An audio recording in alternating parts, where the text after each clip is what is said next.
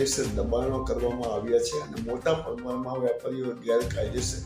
રસ્તાઓ પર દબાણ કરી નાખ્યા છે, ત્યારે લાંબા ઓટલાઓ કર્યા છે અને દુકાનના બોર્ડ પણ મૂકે છે, જેના કારણે સુરેન્દ્રનગર શહેરના મુખ્ય રસ્તાઓ સાવ સાંકડા બની ગયા છે। ત્યારે સુરેન્દ્રનગર શહેરમાં જ્યારે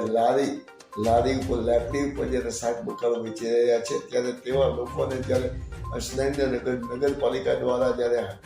દબાણ ઝુંબેશના નામે હટાવવામાં આવ્યા હતા, તેના કારણે હજારો લોકોની રોજગારી છીનવાની છે, લોકો ધંધા રોજગાર વગરના બની ગયા છે। ત્યારે લાકડીઓવાળા સુરેન્દ્રનગર દુધેજ નગરપાલિકામાં રજૂઆત કરવા માટે આવ્યા હતા અને સુરેન્દ્રનગર દુધેજ નગરપાલિકાના સુનિલ એન્જિનિયર કહેવાત હેરમાએ ત્યાં જ્યારે રજૂઆત કરતા આવેલા લાકડીવાળાનો નિર્ણય હતો કે તમને જગ્યા ફાળવી દીધી છે કે રસ્તા ઉપર ન ઉભો રહેશો, પરંતુ જે લાકડીવાળાના કારણે ગેરકાયદેસર દબાણો થતા નથી અને ગરીબ લોકો પોતાની રોજીરોટી કરી અને પેટીઓ લડી રહ્યા છે। ત્યારે સુરેન્દ્રનગર નગરપાલિકાએ ગરીબ લોકોની ગરીબ લોકોની રોજી રોજગારી છીનવી દીધી છે અને સુરેન્દ્રનગર શહેરના જે વેપારીઓ દ્વારા દબાણો ઠેર કર્યા છે, સુરેન્દ્રનગર નગરપાલિકા દ્વારા અને ભાજપ શાસિત નગરપાલિકા દ્વારા વેપારીઓએ કરેલા રસ્તાઓ પર ગેરકાયદેસર દબાણ હટાવવાના બદલે નાના ગરીબ માણસોને હટાવીને ગરીબ માણસોની રોજગારી છીનવી રહ્યા છે, જેના કારણે ગરીબ વર્ગના લોકોમાં લાકડી ઉપર ધંધો કરતા જે ગરીબ માણસોમાં રોજ ફેલાઈ રહ્યો છે અને રોજગારી છીનવી રહી છે। જે સુરેન્દ્રનગરના જ્યારે મોટા માથાઓ અને વેપારીઓ જ્યારે ગેરકાયદેસર દબાણો કરીને સુરેન્દ્રનગર શહેરના તમામ મુખ્ય રસ્તાઓ સાંકડા બનાવી દીધા છે, ત્યારે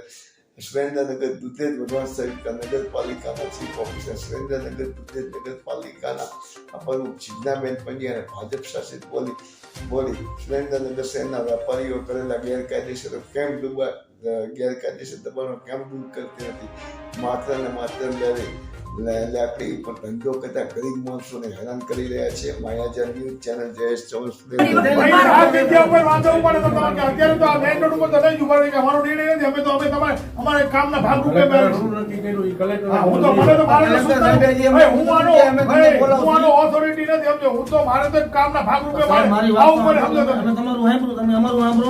કલેક્ટર સાહેબે એવું કીધું હતું કે અમે આવી પછી તમને બોલાવતી પછી નિર્ણય લેસી પછી તમે એકાએક જ બધું કરીને